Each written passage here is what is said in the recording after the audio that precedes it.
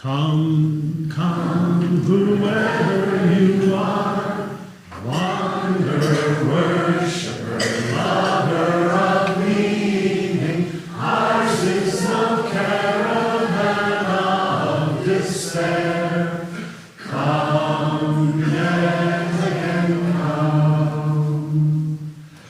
Come, come, whoever you are, wanderer, worshiper, lover of leaving, ours is no caravan of despair. Come, yet again come. Good morning. Oh my God, yay. I do. Sorry, there's a surprise for me up here. Thank you, David. And I'm just going to go out on a limb and say this is the only church in Salt Lake City that started with a Lady Gaga fugue this morning.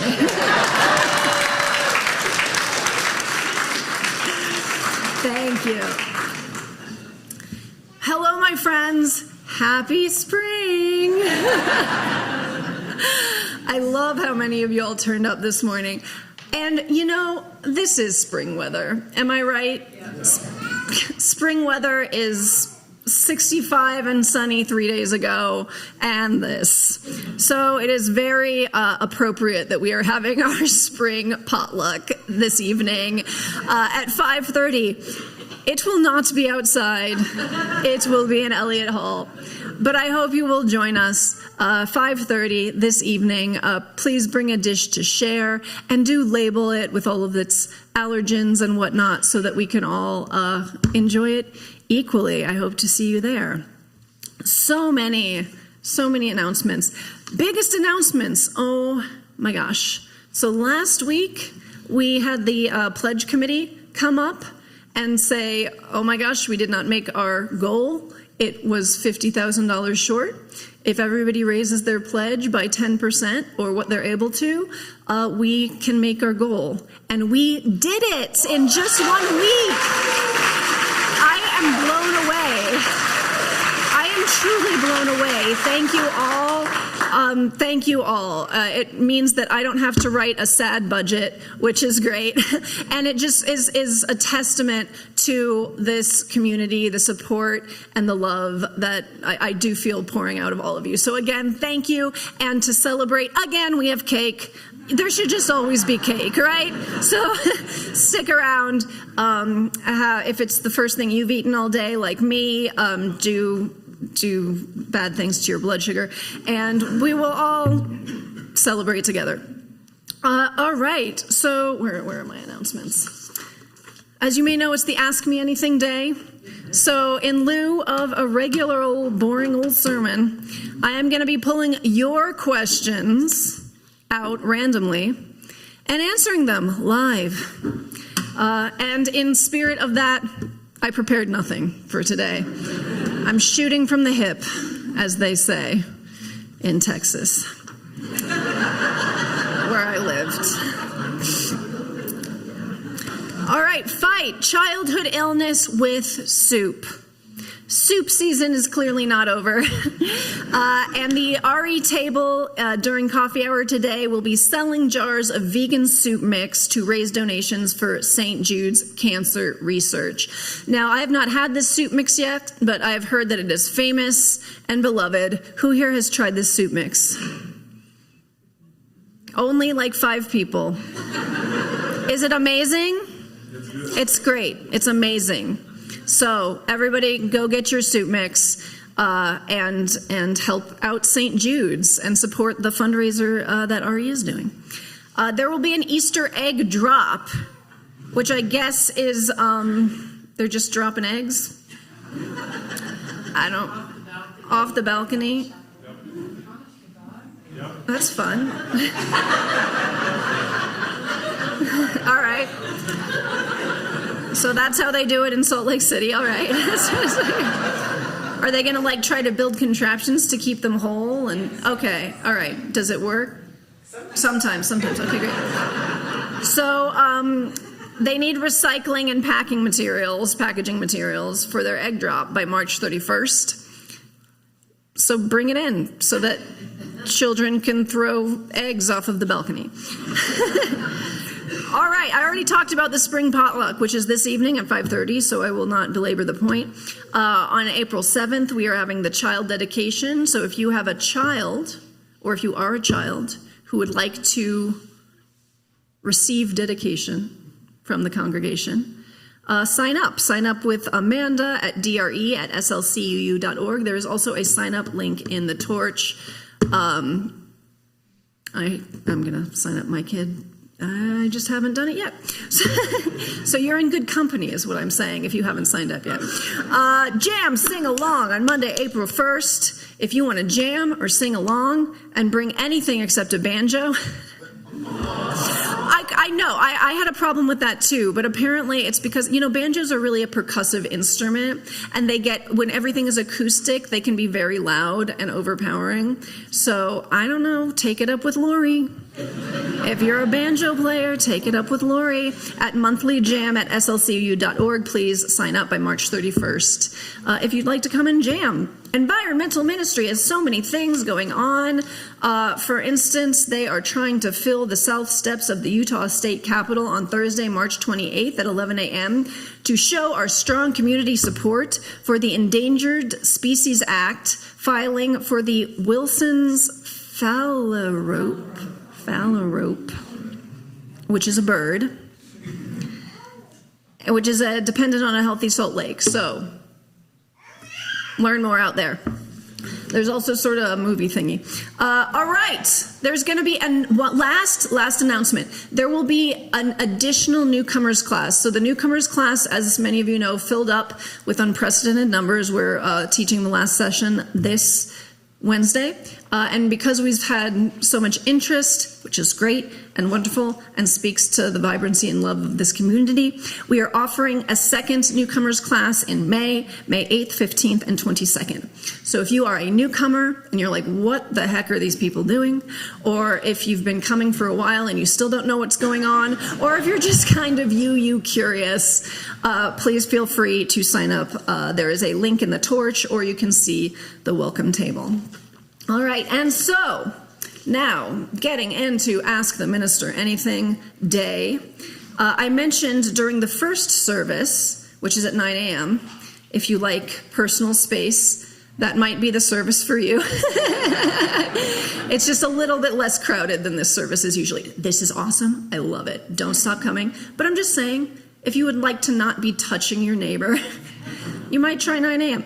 But I was saying, instead of a traditional chalice lighting, I had heard a rumor that there was once in this church a t-shirt that said, Unitarian Universalist, where all your answers are questioned. And I got a resounding yes, that was a real thing. And then I walked up here. If you saw when I walked up, I was like, yes! It's because some mysterious fairy had this, and it is so soft because it is so old, and it is mine now, so I hope this person doesn't want it back. But it is very, very real, and I love it. And I want to bring it back. We should make more. All right, I'm not going to put this on right now, even though I want to. I'm going to light the chalice.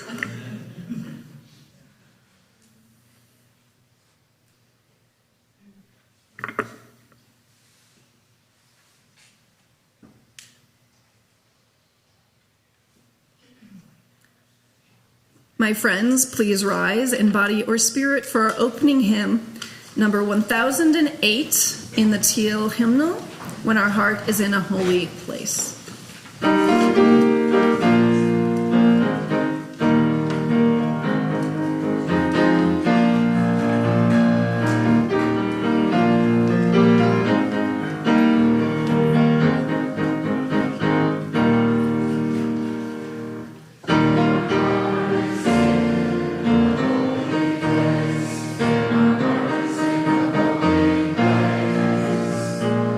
are blessed with God.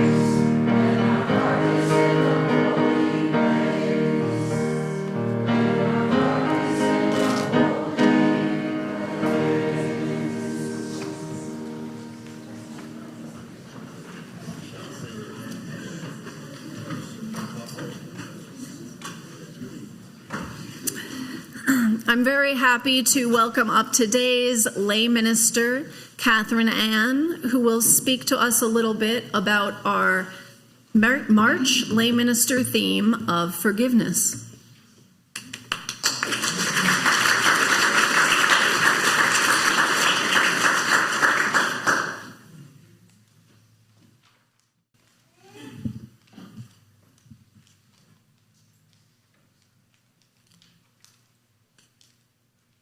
Good morning.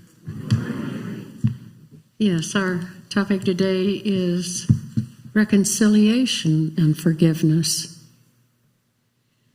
If you believe that you can damage, believe that you can fix.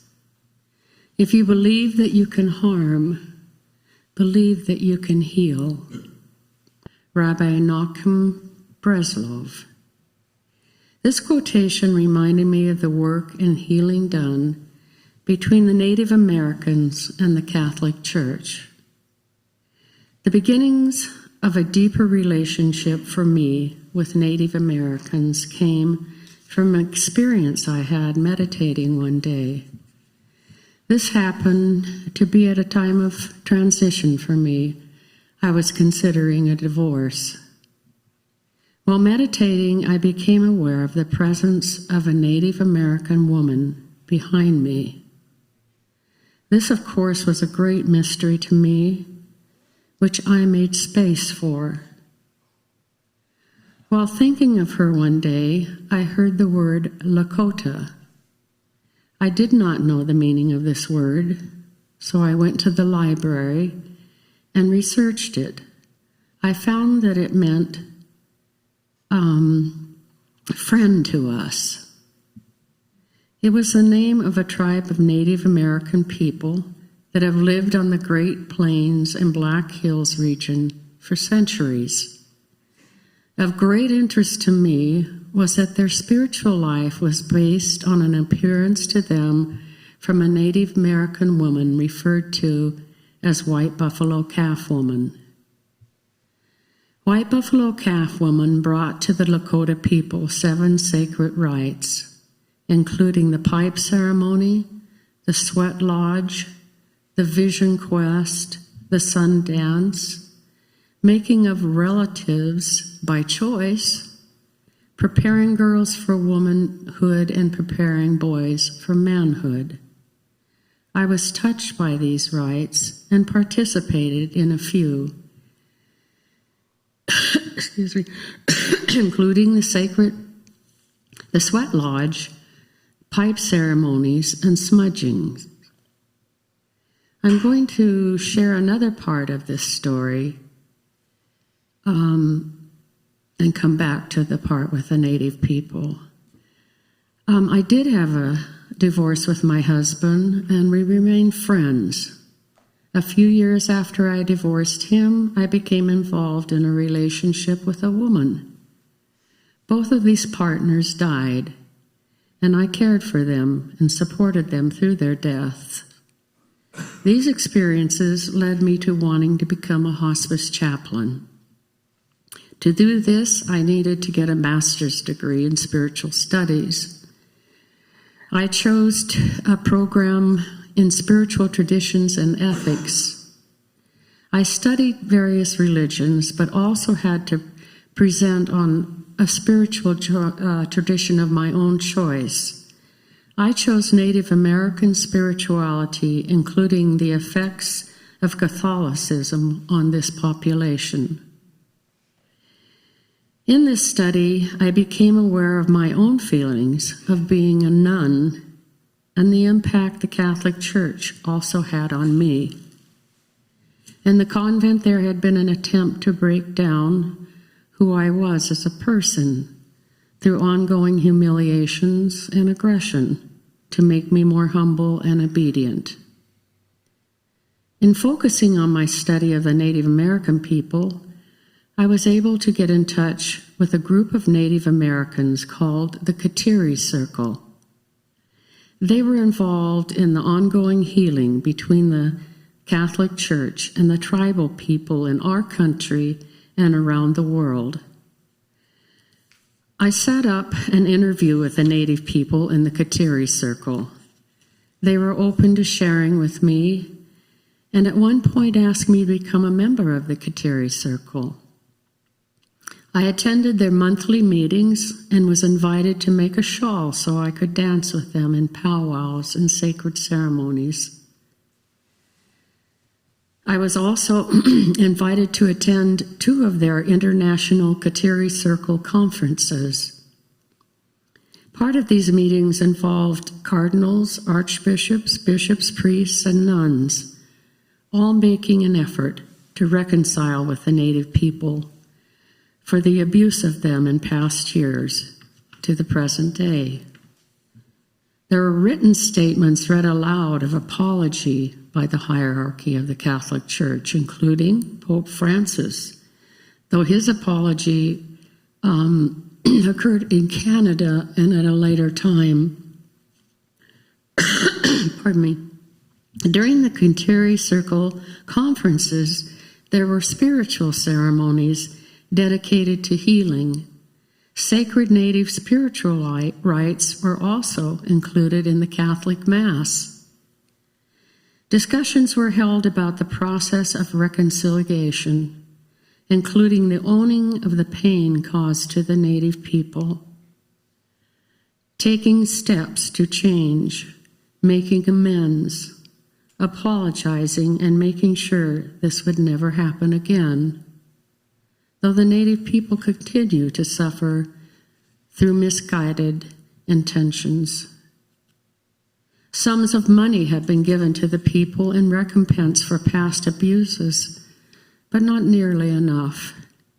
In Pope Francis's apology to the Native American people, he stated that the Church was just at the beginning of the full process of reconciliation. Part of my research for my thesis led me to the Pine Ridge Reservation, and I also was able to go to Wounded Knee.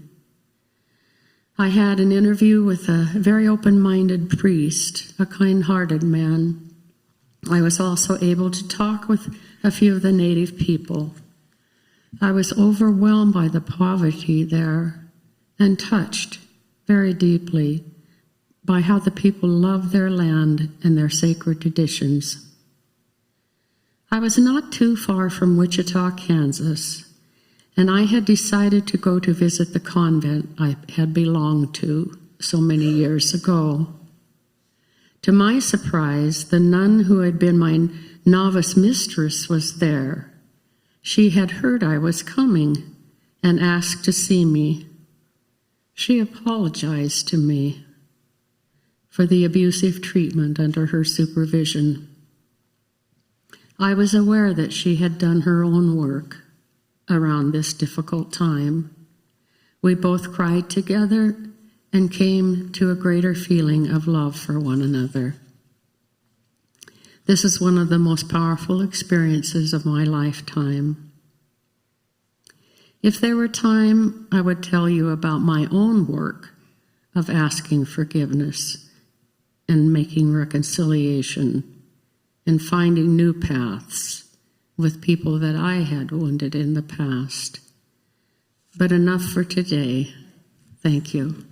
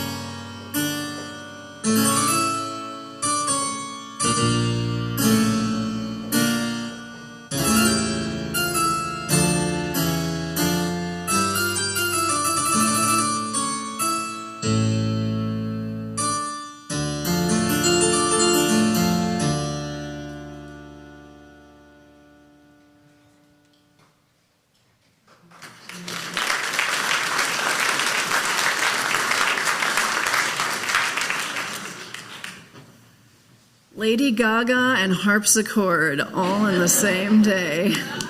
David. Please join me in meditation. Find a comfortable seat. Close your eyes if you can. And try to have both feet on the floor. First, let's breathe together. Inhale, raise your shoulders up to your ears.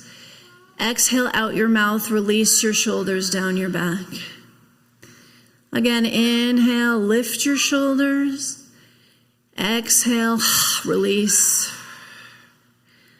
One more time, inhale, lift the shoulders. Exhale, release.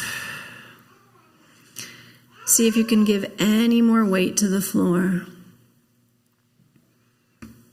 to the chair, to the earth. And now in your mind's eye, picture someone that you love. No question at all, you love this person.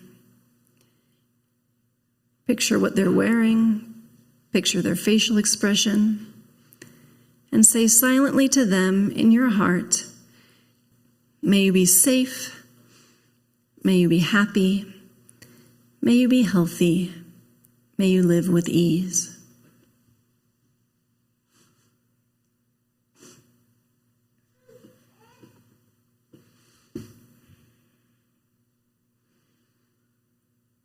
And now picture someone that you like very much.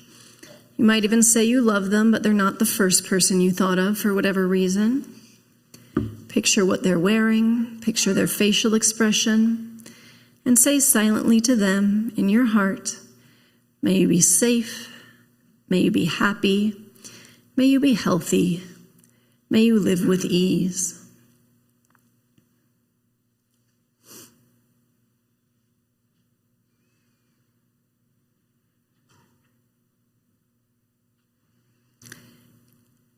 And now picture someone that makes you uncomfortable.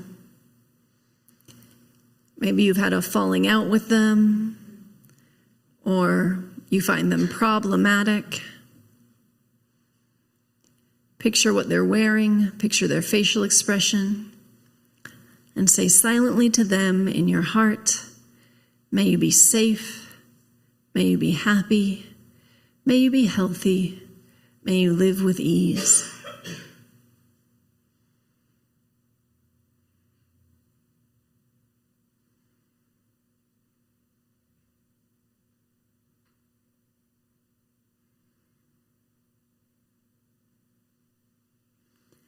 And now picture someone that you really don't like. On a bad day, you might say you hate them. And though it might be tempting to picture a public figure,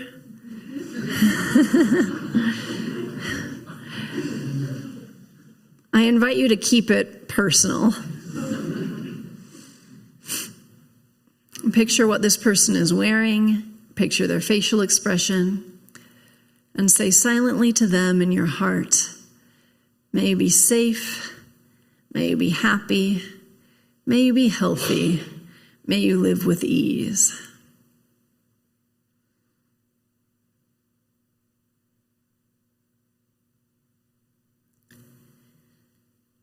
And now picture the whole world, all 7 to 8 billion people.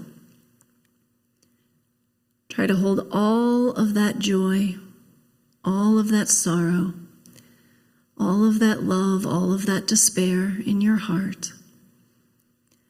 And say silently to them, may you be safe, may you be happy, may you be healthy, may you live with ease.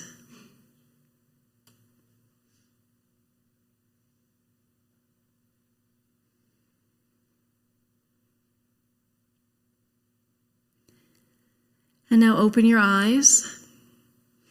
Look at your fellow congregants and friends and visitors in the eye if you can. And say out loud to one another, keep looking at each other. May you be safe. May you be happy. May you be healthy. May you live with ease. Thank you.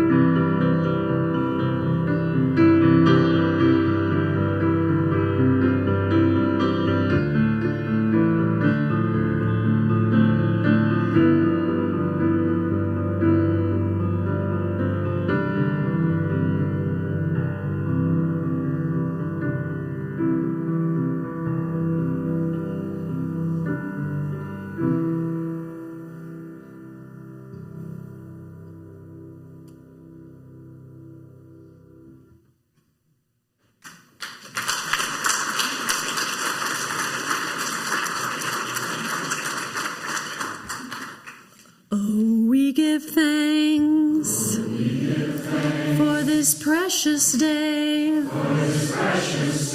for all gathered here, and those far away, for this time we share, with love and care. Oh, we give thanks for this precious day. I give thanks that just around a year ago, you all called me to be your next settled senior minister. Yeah.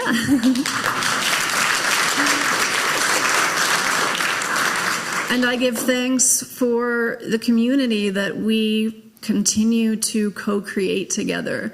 I give thanks for this building. I give thanks for this group, this church, full of people who know that religion, that spirituality should be rooted in love and not hate.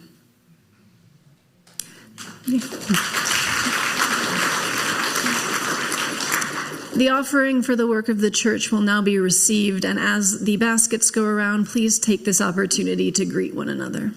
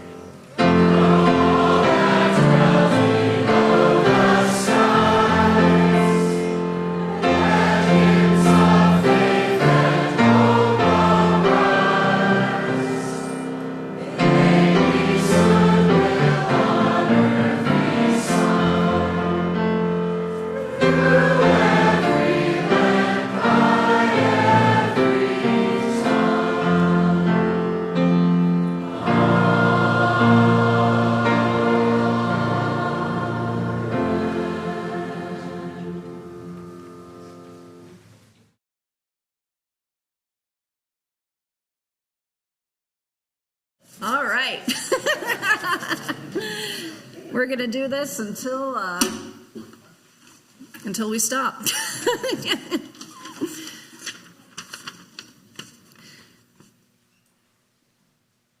All right. Oh, this is great. So some of these have names and some of them don't. But I'm just going to read the question.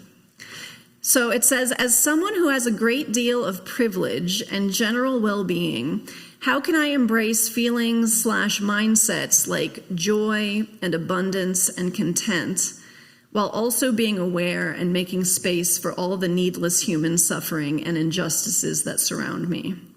We're starting off real easy. This is a great question, and, it's something that I've struggled with, for pretty much since I became conscious of the world around me. I grew up upper middle class, and even in my slumming it years of young adulthood, I always had a safety net, and we come from a variety of backgrounds here, but many of us are very economically privileged, and if we look at our situation in terms of relationship to the global south or our unhoused neighbors, I mean, most of us are doing well. So when we talk about words like joy or abundance or contentment, it can feel very weighted. And then, you see sort of these people on whatever the platform of the day is, like the influencers who are talking about like joy and abundance or whatever, while just being like rampantly consumeristic and extravagant and all of that. And that's not what I mean when I talk about joy and abundance and contentment in a spiritual sense, I guess. I think that joy in this context is awareness and gratitude. And even that word has sort of been bastardized, for lack of a better term, by pop culture, right? Like hashtag gratitude. And it's like gratitude for my whatever, my Birkin bag, I don't know what it is, or my 75 Stanley Cups or whatever, whatever it is. But I think that beating oneself up and having the proverbial cat o' nine tails about one's situation, and I can talk, you know that, Kathryn, right? Catholics, that's what's up. That is not going to make the world a better place, in my opinion. That is another way of being self-absorbed, because if all we do is sort of focus on ourselves and how just awful we are, or how we don't deserve what we have, or whatever, then we're not actually going out and making the world better for anybody else. What we can do is look at what we have and see how we can leverage that to make the world better for other people. And that there's many degrees of that. So there's our immediate families or friends or whatever. There's our immediate communities. There's the wider communities, and circling out and out and out. And depending on your situation, your networks, your resources, you might have different types of leverage, but we all have some sort of leverage in order to make the world somewhat better for somebody else. And the way we understand that is by looking honestly at what we have and our position, right? And when we do that without that sort of cat o' nine tails, do you know what I'm talking about when I say cat o' nine tails, like whipping ourselves and feeling guilty and all of that, then we really can step into our power. And also, I just want to say that being miserable, I mean, you count too, right? like you get to be part of making the world a better place. We need to be kind to ourselves, Because if we are not kind to ourselves, if we think we don't deserve things, if we think that we are unworthy or filthy or whatever it is, we are not going to be kind and loving to other people. So that's how I kind of am thinking about it at this exact moment. How would you describe your beliefs? It says you have said you are agnostic, but did anything significant lead you to be a UU minister? So my beliefs, so that's kind of two questions. If you're asking about how I would describe my belief, so I've called myself a mystical agnostic, and I think I'm kind of evolving that to a mystical agnostic panentheist, which means panentheist means that you believe that the divine or God is in all things, but also transcends all things. What I mean by agnostic is I mean sort of what the medieval mystics meant by agnostic, which is whatever the divine is, we can't understand it fully because we are monkeys wearing pants.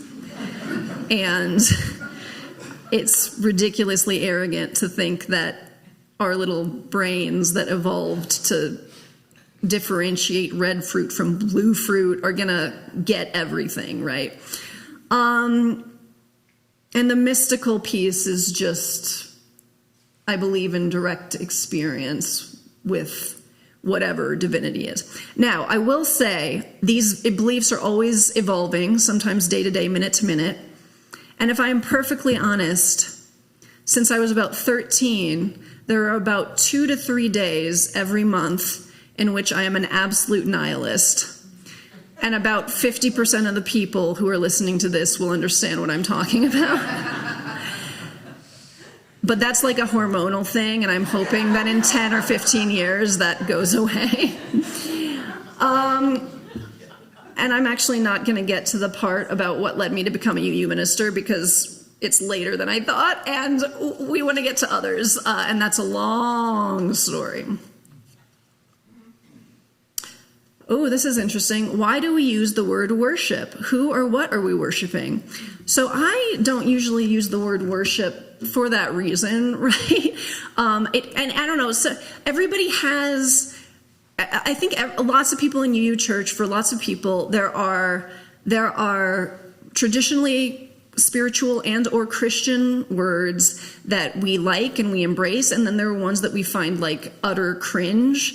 And for me, worship is ones that personally I find utter cringe, and that is not everybody.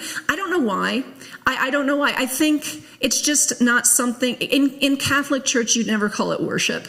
You call it mass, you call it church, whatever. It's always felt very like Protestant to me, no offense, but like, and almost like, there's nothing wrong with this, but like, it's just felt, it's not what I grew up with, it's not what I'm comfortable with. In terms of who or what we are worshiping, I don't know what UUs mean by this. And so, there are plenty of UUs who are theists, who are way more like sort of like, tangentially or not tangibly theist than I am, so it's like, okay, great, worship, but I don't know why we use it. I don't know, sorry.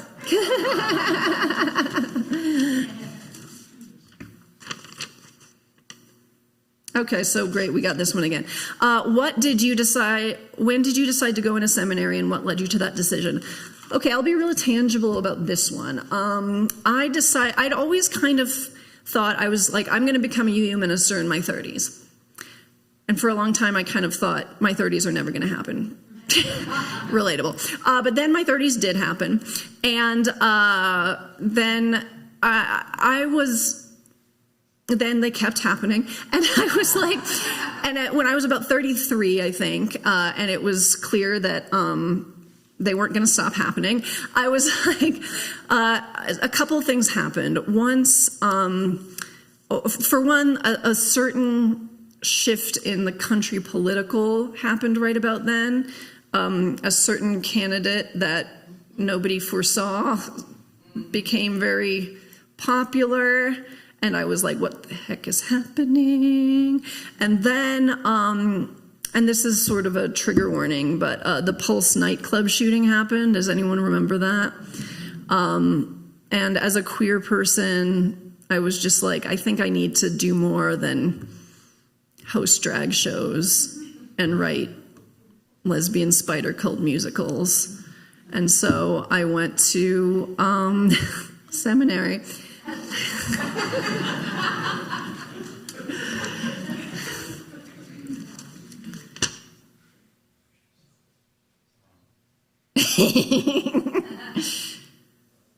Okay. What has been your biggest pleasant surprise living in Utah?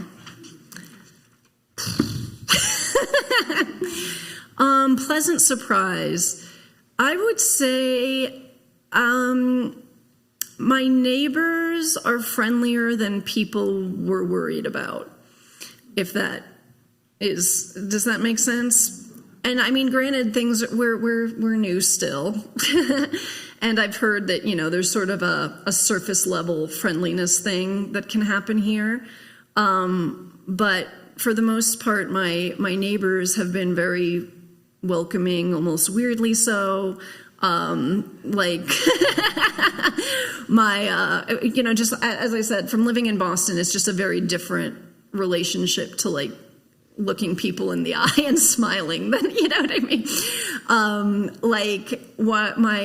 When I didn't know how to have a yard, and I didn't know how to turn off the water or the sprinklers or do anything, and like my retired Mormon across the street neighbor helped us turn off the water, and then he trimmed our entire rose bushes and all this stuff. And in Boston, you would have called the police. You would have been like, somebody trimmed our rose bushes. You know what I mean? But he was just like, hey, I trimmed your rose bushes the way they should be, whatever, while I was doing that. And I was like, okay, and then he's like, and here is a present for your son. I'm like, okay. So it's been very nice. Dang it, you're running. Okay, we already talked about my belief in higher power, so I'm not going to do that one again.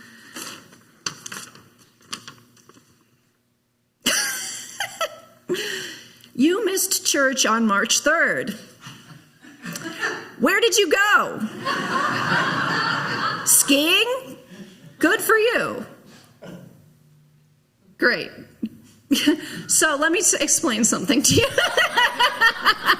I think this is meant as a joke. I get a Sunday off every month because, believe it or not, this is a lot of work.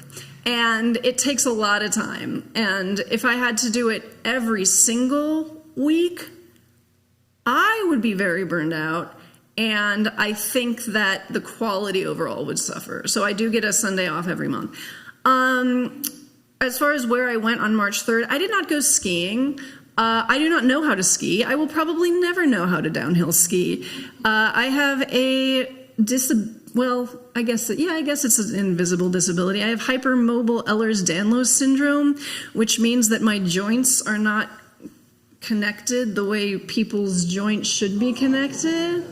And it's a real bad idea for me to strap giant pieces of wood to my feet and put myself in a situation where my shins can go one way and the rest of my body can go another way.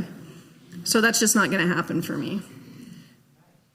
I think we need to end it with that. Let me see if I can do one in 1 minute. Oh, this is great. Would you rather fight one giant-sized communion wafer or 100 duck-sized communion wafers? Well, they need to define what giant-sized means, because that could mean this, or it could mean the size of that building. I would fight 100 duck-sized communion wafers because I have an image of myself with a tennis racket just sending them all flying. And I'm going to end it with that one.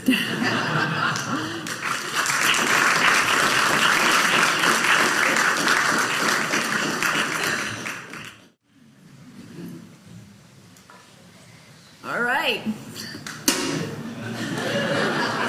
There's a lot. We'll get through as many as we can. And this is after the ones from this morning. We're not repeating.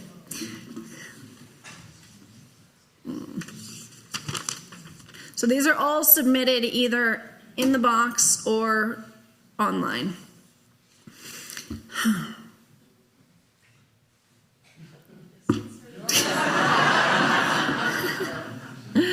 In assessing First Church as a service organization, not as the voice of a liberal religion in the Valley, what would you say its top 3 structural weaknesses are?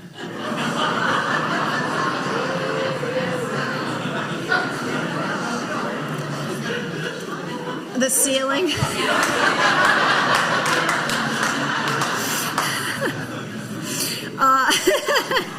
It actually looks great right now, doesn't it, compared to what it has been? It's gonna get painted. It's gonna get painted. It is in the works. It is happening. And then what are your plans to fix them? All right, so that's like a town hall question. I'm gonna call this person out. John Rasmussen. What is this? Okay. So, as a service organization, so I think he means by, like our service, social justice work, things like that. I'm not, 3, I don't want to say, like, BS, right? So I'm going to say what I have. What I do believe is I think we need focus. I think we need to narrow our focus to where we have the most impact. And I've talked about this before. But, we have a lot of big love. I shouldn't say that around here, should I? I'm sorry. That wasn't even planned. I guess there was a show, I don't know. But we have a lot of big ideas, big hearts. And we want to just help as many people as possible, and that is admirable. But for our size, we have about 310-ish, I think, members on the books right now. I know we have a lot more friends than that. But we are a small nonprofit organization. We have a small staff, and small nonprofit organizations, study after study, have the most impact when they start small. And I know that's hard for some of us to hear because we want to save the whole world. And there are so many ways that we can impact things, but I believe that for our size, for our place, we have to be really realistic and mindful about our scope of focus. And we're off to some really good starts here. I mean, we're doing so much for the Great Salt Lake. There's Bernie and Marita's work with the homeless population. But then I see it sort of, even when we're focusing on sort of more local issues, I see it balloon very quickly because we're like, oh great, we're doing it. Now let's partner with like 10,000 local like homeless organizations. And we just don't have that capacity yet. Our church is growing. We're very blessed, and I'm very grateful for that.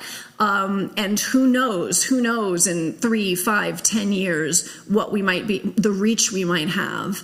But I believe we need to narrow our focus and really narrow in on a few organizations to partner with and a few causes, because that's how we're really going to make an impact. So that and the roof, okay. I guess the ceiling, not the roof.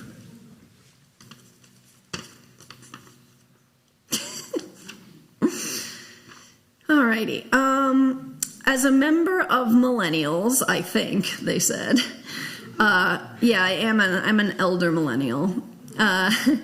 It says you likely grew up with computers, smartphones, game consoles, and social media. How do you think our church can better leverage technology? What changes would you like to incorporate? Some members have suggested our chapel needs a 96-inch permanent digital monitor or projection screen.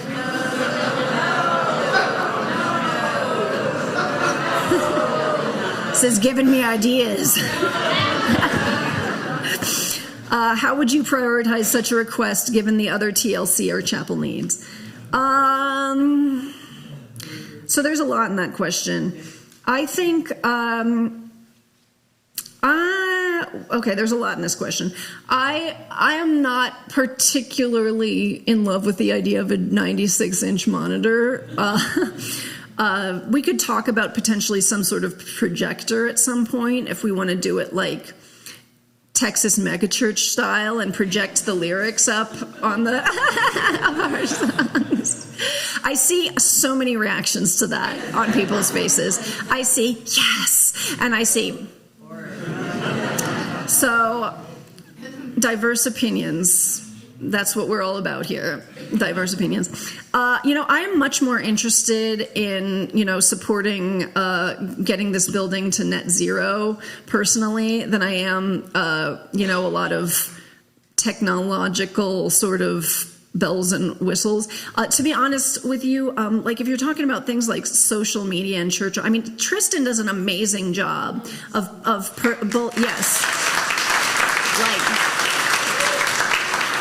he does an incredible job of putting our services online in a really beautiful way, very well edited, very, very digestible, and that is fantastic. I love that.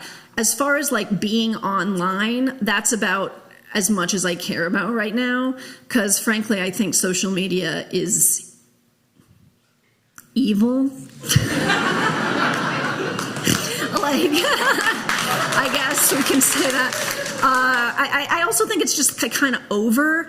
I don't know. I know the kids are on TikTok or whatever, but it's just so everything's about selling you stuff now. The Wild West of the internet is past. And as an elder millennial, I lived through it. I thought it was going to be great. I thought it was going to be the great equalizer. Lol. It was just the radio all over again. And as soon as the people with money figured out how to make money off of it, it ended up being just a bastion of division and despair. So that's what I feel about it. And I think that we actually need to, I think that one of and this includes the folks who are watching us on Zoom as well, but I think one of the great strengths of church is that it is based on actual relationship.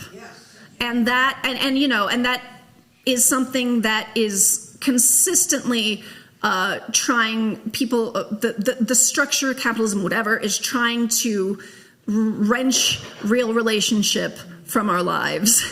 And I think that we should be focused more on the real relationships we build in this community, in this community, rather than doing a TikTok dance or whatever. So that's how I feel about being online and a big TV, and I'm going to stop there with that one. That's good. Oh, this is a good one. This is a hard one. If you were a pizza, what flavor would you be?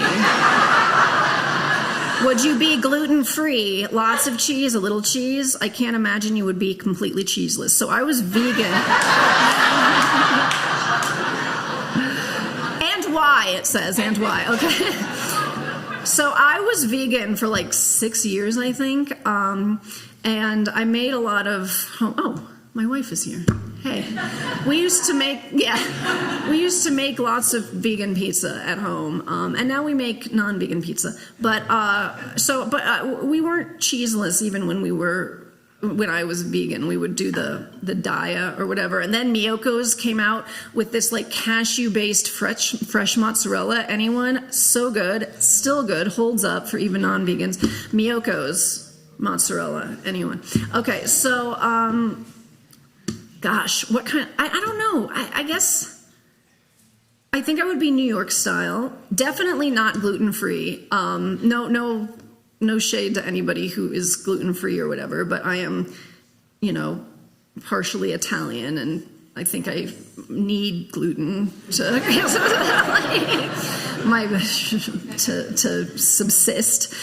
Not too much cheese. I think that too much cheese can really hurt. The big problem with too much cheese is it hurts the integrity of the crust if you want that really crispy New York crust. Because a mistake a lot of people in the country who are not in New York make is they overload the pizza, both with cheese, with sauce, with toppings, and that destroys the crispy experience that you really want. So, you know what? I'm just going to be a New York cheese. And I don't think I need to explain that. When did you begin attending UU Church? I was in college in Bloomington, Indiana, and a friend of mine said, "Hey, I've been going to this church. It's really cool. They talk about science." And so I just started going in Bloomington, Indiana, 20 years ago-ish. And then there was like a long period where I didn't go, and then I started going in my 30s again.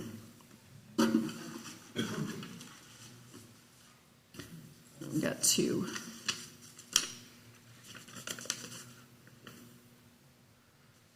How can we better integrate our faith into our daily lives beyond traditional religious gatherings? So that's a very open-ended question. And there's a lot of ways I could go with this, and I'm not exactly sure what this person meant, but I'm just going to go the woo way. So when I was a yoga teacher, we talked a lot about practice. Like yoga is a practice, right? Meditation is a practice. And what that means is it's something that we're always working on. It's not something that we ever really master. And not only that, it's something that we can always be practicing. And additionally, the word yoga comes from the same Indo-European root as the word yoke, Y-O-K-E, meaning to sort of hook something to something else. And the idea is you are trying to yoke your self in the world, your small self, your actions, right? Your actions in the world to your highest self, your highest ideals. And that is a continuous practice, right? Because if I am having a bad day or I'm hungry or whatever, it's going to be harder, no matter how enlightened I think I might be after a 2-hour meditation. So I guess I am always trying to integrate my faith into my daily life. And, I forget to do so quite a bit. But just like in a meditation, when your mind wanders, I try to begin again, to bring it back, and to also be gentle with myself and kind to myself. So I'm not sure if that answered your question at all, but that's what I'm going to say about it. My goodness, these go fast. There are so many questions in here, guys. I'm sorry, we're not going to get to all of them. If animals could attend services, which one do you think would be the most enthusiastic? Golden retrievers.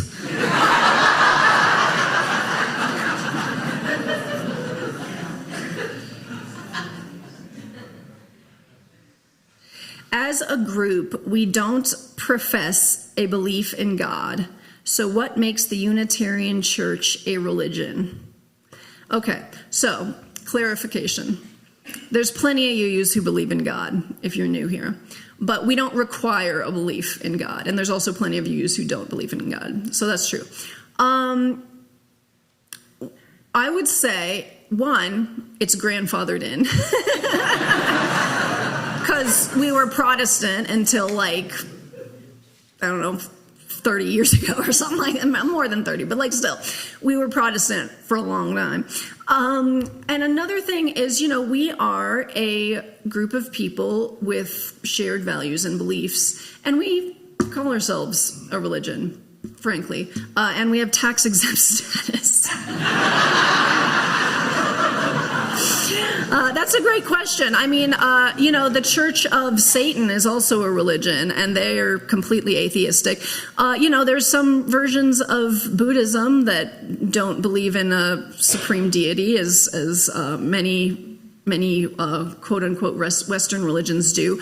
I think that the idea that a religion involves sort of a forced belief in God is a very sort of Christian-centric idea. So I'd be happy to talk about this for a lot longer, but I'd like to get at least a couple more of these in here. How are we doing? Doing good? Let's do this one. Struggling with how to answer when questions if Unitarians believe in God and Jesus. That's not a question, but so I would say, say that there are many Unitarians who believe in God. There are many Unitarians who believe in Jesus to very many degrees of what that means. But we are a covenantal faith, and we do not have a binding creed of metaphysical beliefs. I would say that we have an agnostic theology, meaning that we think that faith is a journey and that nobody can know everything about ultimate reality, and say that we are bound together by a set of shared values rather than a set of dogmatic beliefs.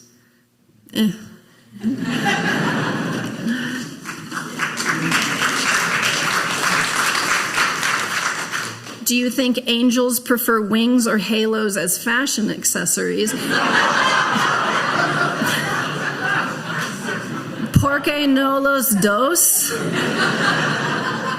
Why not both? Maximalism. If there's anything that is maximalist, it is a biblical angel. Okay, I think this one's going to be the last one because we don't want to be too late and we want to get to cake. What is the most woo-woo thing that has ever happened to you? Oh, gosh. That's hard because it kind of was like what one person might think is woo-woo, another might not. Okay, here's one. When I was doing my yoga teacher training at Kripalu out in Western Massachusetts, so it was really awesome. I got to go and just live there for a month and just do this very immersive training. And I used a lot of my time off to really dive deep into my meditation practice. And there was one day I was up in the meditation room, sitting, as you do. And I had sat for a very long time, like over 2 hours, I believe. And it was just me. I don't know, there might have been, who knows? My eyes were closed, I don't know. But I felt this like spiral moving up my body, and it was very palpable and very weird. And I just kept going with it, and I kept feeling it. And then it started literally moving my head in a circle. And I was not consciously doing this, but my head started just going in a circle, and I just went with it. I was like, okay, I was deep in meditation. And I wrote my teacher later about it, because I was like, well, that was different. And he said, oh yeah, it was a name for it. I don't remember, it was like Sushumna Nadi or something like that sages had described like thousands of years ago, like of this spiral of energy that happened. And I was like, weird. I don't know, that's the first thing that comes to my mind. I don't know if that counts as woo to you or not, but bodies moving on their own to me is pretty woo. All right, we're out of time. There's so many more, but thank you everybody who turned in a question. Please rise in body or spirit for our closing hymn, number 34 in the gray hymnal, Though I May Speak with Bravest Fire.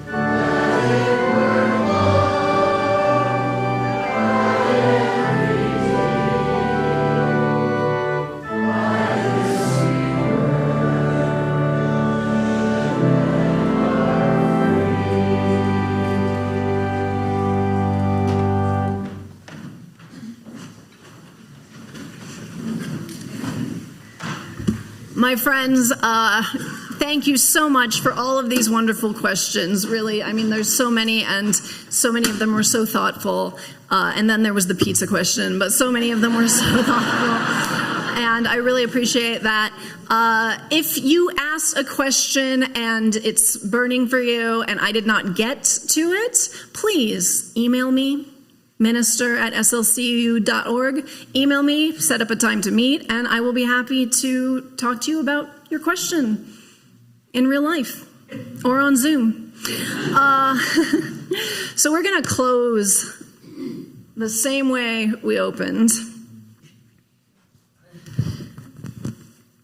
You, church, where all of your answers are questioned. I think that's a good way to respond to that God and Jesus question. And I truly appreciate you all questioning me. I appreciate you all questioning yourselves. I appreciate you all questioning one another in love. And I wouldn't be anywhere else. Amen.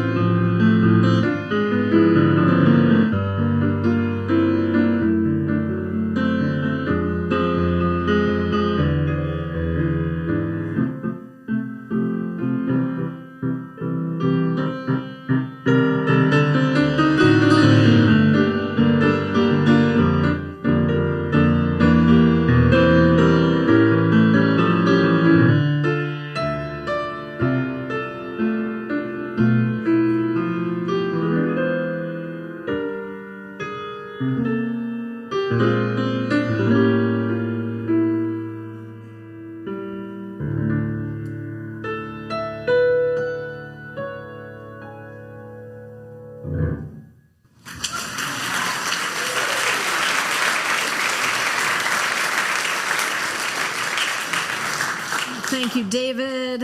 Thank you, Tristan. Thank you, everybody. And thank you, whoever gave me this amazing vintage t-shirt. It is mine. Nobody take it, but I'm laying it right here. And it's amazing. I hope to see you all at coffee hour for cake, celebration, and conversation.